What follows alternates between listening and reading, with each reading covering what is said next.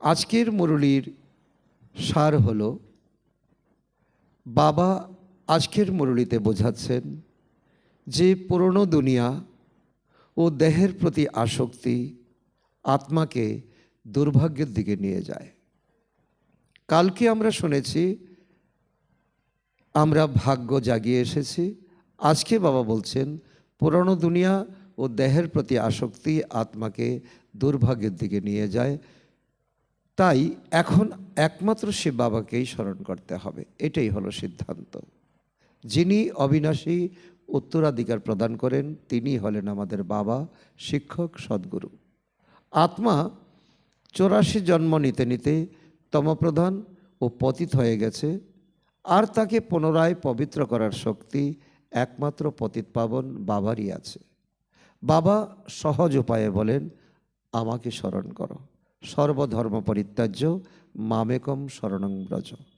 কারণ যোগাগ্নির দ্বারা বহু জন্মের পাপ ভস্ম হয়ে যায়। মানুষ বিজ্ঞান, চিকিৎসা বা জাগতিক দক্ষতায় সাময়িক সুখ পেতে পারে, কিন্তু স্থায়ী শান্তি ও সদ্গতি দিতে পারে না। কোনো গুরু গোসাই দিতে পারে না। শতযুগে দেবতারা পবিত্র ও সুখী ছিল, কিন্তু কলিযুগে আত্মা দুঃখী ও অপবিত্র হয়ে গেছে। এখন শ্রীমতে চলা ও রাজযোগের অভ্যাসের মাধ্যমে আত্মা পবিত্র, সুখী এবং সর্বগুণ সম্পন্ন হতে পারে। একমাত্র শিব বাবাই সকলের সদ্গতিদাতা এবং সত্যিকারের দয়ালু পিতা। আজকের মুরলির এখন আমরা বিস্তারে শুনব। ওম শান্তি। মিষ্টি বাচ্চারা, এই পুরানো দুনিয়া আর দেহদারীদের সাথে তোমার মনকে কখনো জোড়ো না। যদি এই বিষয়ে তোমাদের হৃদয়ে জোরে থাকে তবে ভাগ্য হারা হয়ে যাবে। তো আজকে বাবা এই মুরলির গীত হিসাবে বলছেন, তো ভাগ্যহারা আমরা তখনই হব যখন পরমাত্মাকে আমরা ভুলে যাব। যেমন কালকে বাবা বলেছেন যে আমরা ভাগ্য জাগিয়ে এসেছি, আমরা এই আধ্যাত্ম পড়াশোনার জন্য, উচ্চপদ প্রাপ্তর জন্য। তো বাবা বলেছেন তোমরা শ্রীমতে চলো। তো আজকে বাবা বলছেন যে এটাই হলো সিদ্ধান্ত, যে পুরানো দুনিয়া আর পুরানো সম্বন্ধের প্রতি কখনো মনকে যুক্ত করবে না। আর যদি এই বিষয়ে তোমার মন জড়ে যায় তাহলে তোমার যে ভাগ্য গর্তে চলেছিল সে ভাগ্য তোমার একেবারে রসাতলে চলে যাবে। আজকের মুরলি থেকে প্রশ্ন, বাবা বাচ্চাদের এই নাটকের কোন গুপ্ত রহস্য শুনিয়েছেন? উত্তর, বাচ্চারা এখন এই নাটক শেষ হতে চলেছে, সেজন্য সমস্ত আত্মাদের এখানে উপস্থিত থাকতেই হবে। সব ধর্মের আত্মারা এখন উপস্থিত থাকবে, কেননা সবার পিতা এখানে উপস্থিত হয়েছেন। বাবাকে অভিবাদন করতে আসতেই হবে। সব ধর্মের আত্মারা মনমনাভবের মন্ত্র নিয়ে যাবে। তারা কখনো মদ্দাজির ভবর মন্ত্র ধারণ করে চক্রবর্তী রাজা হবে না। কারণ বাবা বলছেন এই নাটকের গুপ্ত রহস্য একটা আছে, যে সকল আত্মারা এখন অন্তিম স্টেজে তারা উপস্থিত থাকবে, কেননা বাবাকে তারা অভিবাদন করবে। তারা কিন্তু এখন ব্রাহ্মণ আত্মাদের মতো পড়াশোনা করবে না। তারা মনমনাভব মন্ত্র উচ্চারণ করবে বা মনমনাভব মন্ত্রকে তারা বুঝবে, কিন্তু পড়াশোনা করে তারা মদ্দাজি ভবর বরদান প্রাপ্ত করবে না, কারণ তারা চক্রবর্তী রাজাও হবে না। আজকের গীত অন্তর তার আশ্রয় থেকে যেন বিচ্ছিন্ন না হয়। তো বাবা বলছেন আজকের গীতের অর্থ হলো যে যে ঈশ্বর পরমপিতা এখন আমাদেরকে আশ্রয় দিয়েছেন, তো অন্তর তার আশ্রয় থেকে যেন বিচ্ছিন্ন না হয়ে যায়। কারণ মায়া চাইবে বাবার কোল থেকে, বাবার হৃদয় থেকে আমাদেরকে ছিনিয়ে নিতে, কিন্তু এখন দৃঢ় প্রতিজ্ঞাবদ্ধ থাকতে হবে যেন বাবার থেকে আমাদেরকে মায়া ছিনিয়ে না নিতে পারে। ওম শান্তি। সমস্ত সেন্টারের বাচ্চারা এই গান শুনেছে, তোমরা আজ শুনেছ, আর অন্যান্য বাচ্চারা 2-4 দিন পরে শুনবে। কারণ মধুবনে যখন ডাইরেক্ট বাবা যখন মুরলি শোনায় তখন সেই মুরলি রেকর্ড হয় আর বাইরে যায় তারের মাধ্যমে, অর্থাৎ পোস্টের মাধ্যমে। তাহলে সদ্যম মুরলি শুনে যারা সাক্ষাৎ বসে শুনে, আর যারা বাইরে সেন্টারে আছে তারা পরে শোনে। কিন্তু বাবা বলছেন এটা অনেক আগের কথা। এখন তো প্রতিদিনের মুরলি সারা দুনিয়ার আত্মা প্রতিদিনের মুরলি প্রাপ্ত করে ইন্টারনেটের মাধ্যমে। যদি পুরানো দুনিয়া পুরানো শরীরের প্রতি মন জুড়ে থাকে তবে তোমরা ভাগ্যহীন হয়ে পড়বে, কেননা এই শরীর পুরানো দুনিয়ারই। কারণ বাবা লক্ষ্য দিয়েছেন তোমরা যাবে শতযুগে, আর শতযুগে পাবে তোমরা কাঞ্চন কায়া শরীর। সুতরাং পুরানো দুনিয়া, পুরানো দেহ, পুরানো সংসারকে ভুলতে হবে। সুতরাং দেহ অভিমানের জন্য যে ভাগ্য তৈরি হয়েছিল তা ছিন্ন হয়ে যাবে। কারণ বাবা এটাই আমাদেরকে বারবার ইশারা দিচ্ছেন, দেহ অভিমান যেন, দেহি অভিমানী হতে হতে দেহ অভিমান যেন না আসে। যখন দুর্ভাগ্যজনক থেকে তোমরা ভাগ্যবান হতে চলেছ তখন যতটুকু সম্ভব শুধু বাবাকে স্মরণ করো। বারবার বাবা বলছেন, আর এটাই হলো মনমনা ভব, মদ্দাজি ভব। এই পুরানো দুনিয়ার সময় খুব অল্প সময় অবশিষ্ট আছে। এখানে তোমাদের পুরুষার্থ করে কি করতে হবে? অবশ্যই সর্বগুণ সম্পন্ন হয়ে উঠতে হবে। তার জন্য পুরুষার্থে কোনো রকম কম্প্রোমাইজ নেই। তার জন্য বাবা অনেকবার বলেন, হাতে পায়ে তোমাদের 20 আঙ্গুল আছে। যখন পাহাড়ে তোমরা উত্তরণ করো তখন হামাগুড়ি দিয়ে দিয়ে তোমরা হাতে পায়ের আঙ্গুলের জোর দিয়ে তোমরা উপরের দিকে ওঠো, আর ঠিক এই মতো এখানেও তোমরা 20 আঙ্গুলের জোর দিয়ে তোমরা পুরুষার্থ করো, কারণ তোমাদের সর্বগুণ সম্পন্ন হতে হবে। অনেকে আছে যারা পবিত্র থাকে, কেউ বা মুহূর্তে নিচে নেমে যেতে থাকে। বাবা বলেন তোমাদের বাবার সার্ভিসের সহযোগী হওয়া উচিত। অনেক বড় এই সার্ভিস, এত বড় দুনিয়াকে পবিত্র করে তুলতে হবে। এটা কোনো সাধারণ কথা নয়। সকলের সমপরিমাণ সহযোগিতা, আর এই সময় খোদাই খেদমতগার হলেই তবে এই পুরানো দুনিয়াটা পবিত্র হতে পারে। কারণ বাবা বলছে এ তোমরাই করবে, কারণ তোমরা আত্মারা হলে পরমাত্মার হাজার ভুজা, আর তোমাদের এখন এই দুনিয়াকে পরিবর্তন করতে হবে, পবিত্র করতে হবে। এমনটাও নয় যে সবাই বাবাকে সাহায্য করবে। যারা কল্পপূর্বে বাবার সহযোগী হয়েছিল, ব্রাহ্মণ, কুলভূষণ, বিকেরা, তো বিকে তারাই সহযোগী হবে, বিচক্ষণ হবে। প্রজাপিতা ব্রহ্মার নাম তো করা হয়, তাই না? তো ব্রহ্মার বাচ্চাদের নিশ্চয়ই বিকে বলা হয়, ব্রহ্মা কুমার, ব্রহ্মা কুমারী। তারা নিশ্চয়ই অতীতে বিদ্যমান ছিল। মানুষ আদিদেবীকে স্মরণ করে অতীতে যা কিছু হয়ে চলে গেছে তার উপস্থিতি অবশ্যই থাকতে হবে। মানুষ জানে শতযুগ ছিল, যা হয়ে চলে গেছে। সেখানে আদি সনাতন দেবী দেবতাদের রাজ্য ছিল, যা এখন আর নেই। দেবী দেবতারা যারা পবিত্র প্রবৃত্তি মার্গে রাজত্ব করত, তারা এখন 84 জন্মের অন্তিমে। এখন না তারা পবিত্র আছে, না আছে তাদের রাজত্ব, পতিত হয়ে গেছে। তারপর বাবা এসেছেন তাদের পবিত্র করে তুলতে। বাবা বলেন পতিতদের দিকে বুদ্ধির যোগ লাগিও না, কারণ তুমি এখন পবিত্র হচ্ছ। তোমার সম্পূর্ণ কর্মেন্দ্রিয়, পঞ্চকর্মেন্দ্রিয়কে তোমার একেবারে আওতায় রাখতে হবে, মুঠির মধ্যে থাকতে হবে, এক বাবাকে স্মরণ করতে হবে। অন্য কোনো দিকে তুমি কর্ণপাতও করবে না, দৃষ্টিও দেবে না, কোনো মনোযোগই দেবে না।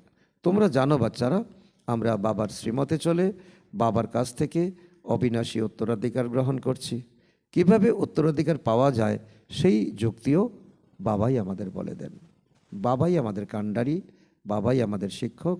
মানুষ তো অনেক রকম যুক্তি রচনা করে থাকে। কারো কাছে বিজ্ঞানের অহংকার আছে, আবার কারো কাছে ঔষধের অহংকারী, ডাক্তারিতে অহংকারী আছে।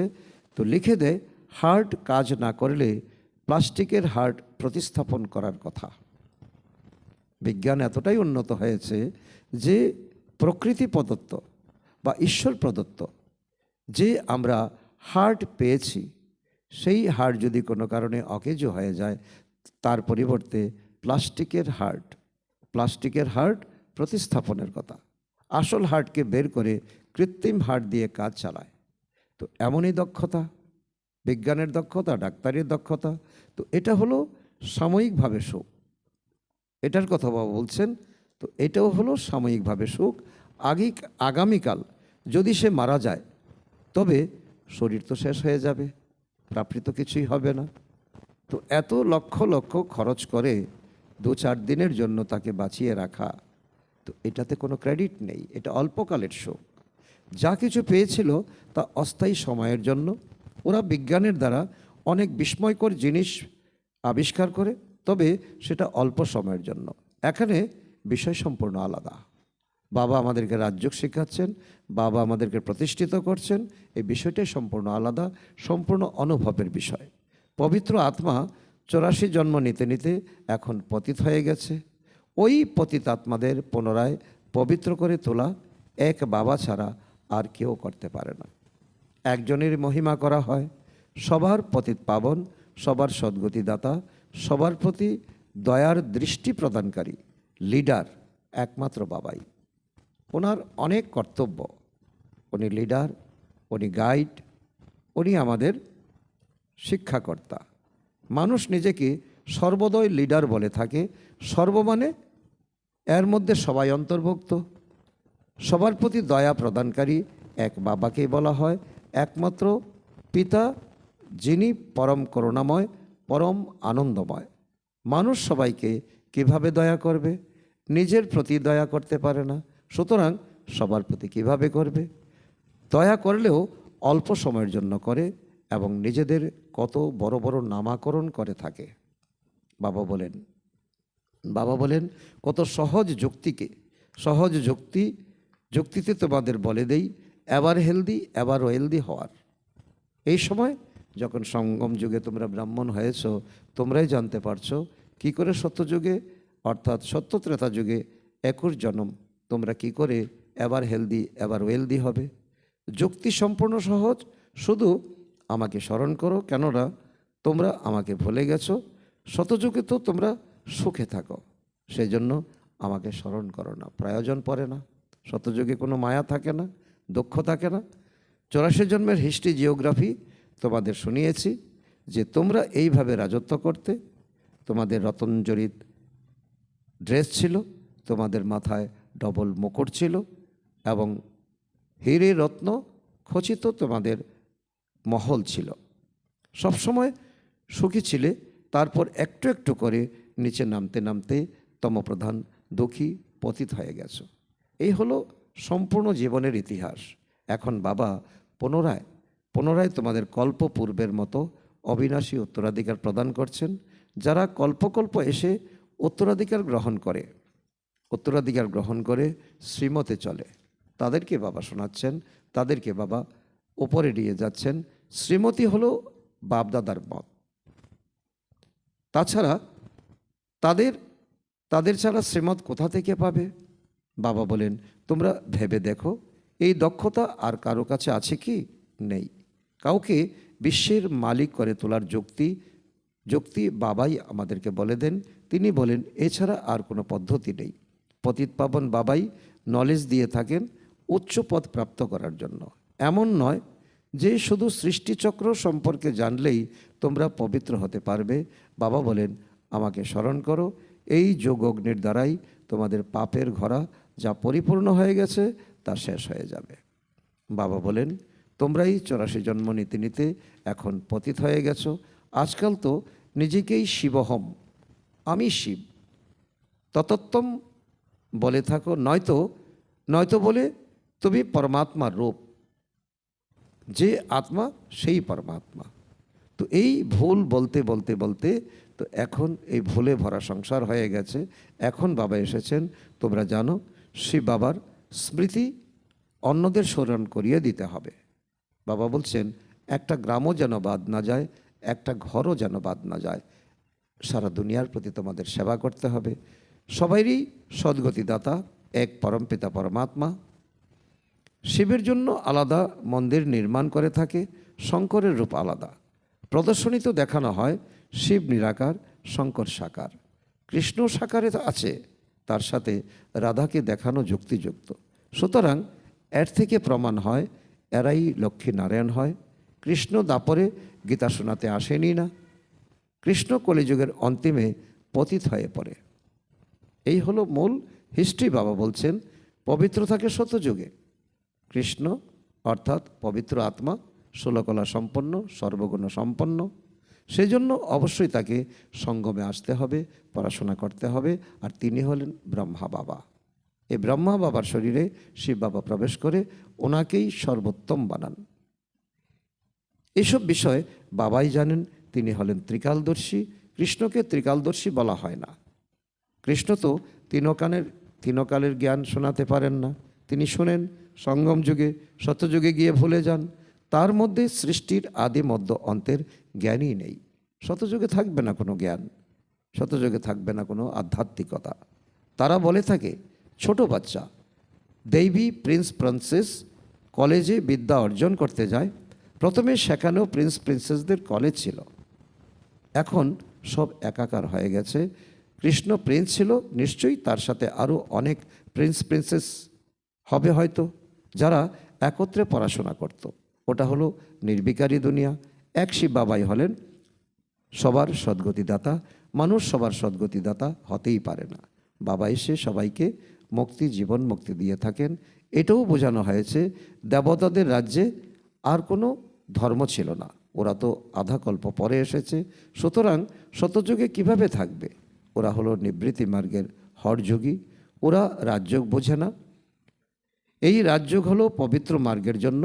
ভারত পবিত্র প্রবৃত্তি মার্গের ছিল, এখন কলিযুগে পতিত প্রবৃত্তি মার্গের হয়ে গেছে। এখন পতি পত্নীর সংসার শতযুগে ছিল, কিন্তু শতযুগে ছিল যোগবল, আর এখানে আছে ভোগবল। তার জন্য কত সংসার ভেঙে যাচ্ছে, কত সংসারে কত দুঃখ অশান্তি বিরাজ করছে। ভগবান বাচ মামেকম স্মরণ করো। যদি পুরানো দুনিয়া অথবা দেহের সম্বন্ধে মন জুড়ে থাকে, তবে তোমরা ভাগ্যহীন হয়ে পড়বে। যে ভাগ্য পরমাত্মা তোমাদেরকে এখন বন্টন করতে এসেছেন, সে ভাগ্য মায়া লুট করে নিয়ে যাবে, যেমন দাপর থেকে লুট করে নিয়ে গেছে। অনেকেরই ভাগ্য ছেদ হয়ে যায়। কোনো অকর্তব্য করলে শেষে গিয়ে সব সামনে আসবে, সাক্ষাৎকার হবে অন্তিম সময়ে। তুমি এই পাপ করেছো, তো এই তোমার দেখো দিব্য দর্শন, এবার সাজা প্রাপ্ত করো। কোনো বাচ্চা গোপনে করে থাকে, এই জন্মে করা পাপ কর্ম বাবাকে শোনালে অনেক শাস্তি অনেক অর্ধেক হয়ে যাবে, কিন্তু লজ্জার কারণে বাচ্চারা শোনায় না। কারণ বাবা বলছে তুমি চুপি চুপি আমার সঙ্গে কথা বলো, তাতে লজ্জার কোনো কথা নেই। বাবা নিরাকার, আর তুমি সাকার হয়ে বাবাকে প্রত্যক্ষ সামনে রেখে তুমি বাবার কাছে কথোপকথন করো, এতে লজ্জার কিছু কারণ নেই। নোংরা কাজ তো অনেকে করে থাকে, বুদ্ধিতে তো স্মরণ থাকে, তাই না? বাবাকে বললে মুক্ত হয়ে যাবে। বাবা হলেন অবিনাশী সার্জন। লজ্জার কারণে রোগের কথা সার্জনকে না বললে কিভাবে মুক্ত হবে? যে কোনো বিকর্মের কথা বাবাকে বললে অর্ধেক মাফ হয়ে যাবে, না বললে বৃদ্ধি পেতে থাকবে, আরও ফেসে যাবে। তারপর সৌভাগ্য তো শেষে দুর্ভাগ্য হয়ে যাবে। বাবা বলেন দেহের সাথেও সম্বন্ধ রেখো না। বাবা বলছে পুরানো দুনিয়ার সাথেও নয়, দেহের সাথেও নয়। তো এই দুইটি বাবার যে অর্ডিন্যান্স আমাদের অক্ষরে অক্ষরে পালন করতে হবে। সব সময় মামেকম স্মরণ করলে বিকর্ম হবে না, বিকর্ম বিনাশ হবে। বাবা হলেন ধর্মরাজ, তার কাছে বিকর্মের কথা গোপন করলে তোমাদের মতো সাজা আর কেউ পাবে না। বাবা এটাও বলছেন তোমরা পড়াশোনা করছো, গোপনে পাপ কর্ম করছো, বাবাকে বলছো না। অন্তিম সময় তোমাদের বিকর্মের সাজা অনেক গুণ বৃদ্ধি পেয়ে যাবে। সময় যত নিকটে আসবে সবার সাক্ষাৎকার হতে থাকবে। এখন সবারই বিনাশের সময়, সবাই পতিত, পাপের দণ্ড অবশ্যই পেতে হবে। যেমন 1 সেকেন্ডে মুক্তি, জীবন মুক্তি পাওয়া যায়, তেমন 1 সেকেন্ডে শাস্তির এমনই অনুভব হবে যেন দীর্ঘ সময় ধরে সাজা ভোগ করে আসছে।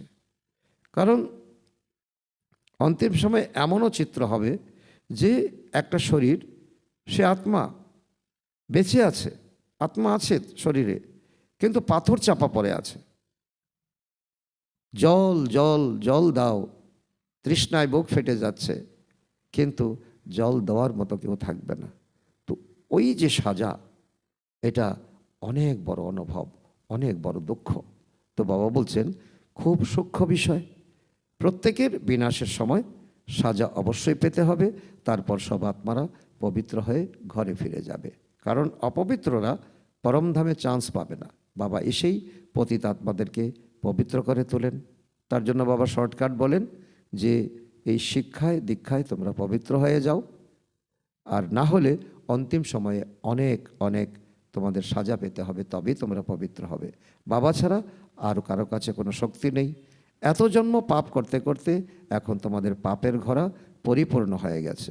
সবার উপরে মায়ার গ্রহণ লেগেছে, সবচেয়ে বড় গ্রহণ তোমাদের উপর লেগেছে। তোমরা সর্বগুণ সম্পন্ন ছিলে, তারপর তোমাদের উপর গ্রহণ লেগেছে। জ্ঞানও বাচ্চারা তোমরাই পেয়েছো। বাবা বলেন তোমরা বিশ্বের মালিক ছিলে, তোমরাই 84 জন্ম ভোগ করে এসেছো। কত সহজভাবে বুঝিয়ে বলেন তোমরাই প্রকৃতপক্ষে দেবী দেবতা ধর্মের ছিলে, তারপর পতিত হওয়ার কারণে হিন্দু নামাকরণ হয়েছে। হিন্দু ধর্ম তো কেউ স্থাপন করেইনি। মঠ পন্থকে ডিনাইস্টি বলা হয় না, ডিনাইস্টি হয় রাজাদের। লক্ষ্মীনারায়ণের প্রথম, সেকেন্ড, থার্ড, এইভাবে 8 লক্ষ্মীনারায়ণের রাজত্ব চলে। পবিত্র থেকে পতিত হতে হবে। পতিত হওয়ার কারণে দেবী দেবতা বলা যায় না। তোমরা জানো আমরাই পূজ্য আদি সনাতন দেবী দেবতা ধর্ম ছিলাম, এখন নিজ ধর্ম চিত্রকে আমরা পূজা করছি, নিজের ধর্মকে পূজা করছি, চিত্রকে পূজা করছি। ভুলে গেছি আমরাই যে পূজ্য দেবী দেবতা ছিলাম, এখন পূজারী হয়ে গেছি। এখন তোমরা বুঝেছ বাবা আমাদের উত্তরাধিকার দিয়েছিলেন, তারপর পতিত হয়ে গেছি এবং নিজের চিত্রকেই বসে পূজা করছি। তো নিজে পূজ্য, নিজেই পূজারী। কত সত্য বাবা নিরেট সত্য আমাদেরকে বলছেন। তো ভারত ছাড়া আর কারো সম্পর্কে একথা বলা হয় না। বাবা ভারতে এসেই জ্ঞান প্রদান করেন, দেবতা করে তোলার জন্য বাচ্চাদের। বাদবাকি সবাই হিসেব নিকেশ মিটিয়ে ফিরে যাবে। আত্মারা সবাই বাবাকে আহ্বান করে বলে ও গডফাদার। এই সময় তোমাদের 3 জন পিতা, এক শিব বাবা, দ্বিতীয় লৌকিক পিতা, আর ইনি অলৌকিক প্রজাপিতা ব্রহ্মা। বাদবাকি সবার 2 পিতা, লৌকিক আর পারলৌকিক। সত্যযুগে একজনই লৌকিক পিতা থাকে, পারলৌকিক পিতাকে তো কেউই জানে না। ওখানে তো শুধুই সুখ, আর কেন পারলৌকিক পিতাকে স্মরণ করবে সত্যযুগে এক পিতা থাকবে। তো দুঃখে সবাই স্মরণ করে, সুখে কেউ স্মরণ করে না। এখানে তোমাদের 3 পিতা, এটা বোঝার মতো বিষয়। কেন 3 পিতা দিয়েছেন?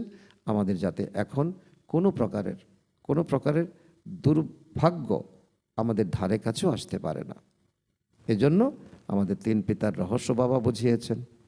সত্যযুগে আত্ম অভিমানী হয়ে থাকে, তারপর ধীরে ধীরে দেহ অভিমান আসতে থাকে। দ্রাপর যুগ থেকে পুরোপুরি দেহ অভিমান এসে যায়। এখানে তোমরা আত্ম অভিমানের সাথে পরমাত্মা অভিমানের প্র্যাকটিস তোমরা করছো। শুদ্ধ অভিমান এই যে আমরা সবাই বাবার সন্তান, এটাই হলো সবথেকে বড় শুদ্ধ অভিমান। তার কাছ থেকে আমরা উত্তরাধিকার গ্রহণ করছি। এখন তোমার যদি সমর্পণ না থাকে, তাহলে বাবার থেকে উত্তরাধিকার কি করে গ্রহণ করবে? তিনি পিতা, শিক্ষক এবং সদ্গুরু। ওনার মহিমা বোঝাতে হবে। তিনি এসে সব বাচ্চাদের উত্তরাধিকার প্রদান করেন। শতযুগে তোমাদের উত্তরাধিকার ছিল, তারপর 84 জন্ম নিতে নিতে সব হারিয়েছ। বাবাকে বলা হয় পতিত পাবন, সবার সদ্গতি দাতা। এই দুনিয়া পতিতদের কেউ সদ্গতি কিভাবে দিতে পারে? কেউ যদি অনেক শাস্ত্র পড়ে থাকে, তবে তার অন্তমতি সদ্গতি প্রাপ্ত হয়। বাবা বলছেন অনেক তো শাস্ত্র পড়ে থাকে তবে তার অন্তর্মতি সগতি হয়। সে অন্তিম সময়ে শাস্ত্র পড়তে পড়তেই তো শরীর ছাড়বে, আবারই সে শাস্ত্র পড়ার জন্য জন্মগ্রহণ করবে। তারপর তো পুনর্জন্ম হলে ছোটবেলাতেই সহজে তার শাস্ত্র কণ্ঠস্থ হয়ে যায়। বাবা তোমাদের কত মিষ্টি মিষ্টি কথা শোনান। বাচ্চারা, তোমরা কত শতপ্রধান হয়ে গেছো। এখন বাবাকে স্মরণ করলে আত্মায় জমে থাকা খাদ বেরিয়ে যাবে। নাটক সম্পূর্ণ হতে চলেছে, সবাইকে উপস্থিত হতে হবে একই স্টেজে। ক্রিশ্চিয়ান ইত্যাদি সব আত্মারা উপস্থিত, তারাও বাবার সামনে অভিবাদন জানাতে আসবে। চক্রবর্তী তো তারা হবে না, কারণ তারা এখন রেগুলার পড়াশোনা করছে না, যোগ করছে না। শুধু বাবাকে স্মরণ করবে, মনমনাভবর মন্ত্র নিয়ে যাবে তোমাদের জন্য। মনমনাভব আর মদ্দাজির ডবল মন্ত্র, আর অন্যান্যদের জন্য সিঙ্গেল মন্ত্র। অত্যন্ত বাবা সূক্ষ্ম কথা আজকে আমাদের স্পষ্ট করছেন। বাবা কত সুন্দর যুক্তি বলে দেন। আচ্ছা, মিষ্টি মিষ্টি হারানিধি বাচ্চাদের প্রতি মাতা পিতা বাপদাদার স্মরণের স্নেহসুমন আর সুপ্রভাত। আত্মার পিতা তার আত্মারূপী বাচ্চাদের জানাচ্ছেন নমস্কার। আমরা আত্মারূপী সন্তানরা আমাদের পিতাকে জানাই স্মরণের স্নেহসুমন, সুপ্রভাত ও নমস্কার। ধন্যবাদ বাবা, ধন্যবাদ। আজকের মুরলী থেকে ধারণার জন্য মুখ্যসার 1 নম্বর, এই পুরানো দুনিয়ার থেকে পুরুষার্থ করে সর্বগুণ সম্পন্ন অবশ্যই হতে হবে।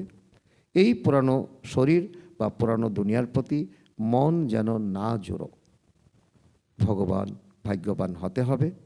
নাম্বার 2, আত্ম অভিমানী ও পরমাত্ম অভিমানী হয়ে থাকতে হবে। অবিনাশী সার্জনের কাছ থেকে পরামর্শ নিতে হবে। আজকে বাপদাদার মধুর বরদান আমাদের বাচ্চাদের প্রতি, সঙ্গদোষ থেকে দূর হয়ে সদা বাবার নিকটতার ভাগ্য প্রাপ্তকারী পাস উইথ অনার ভব।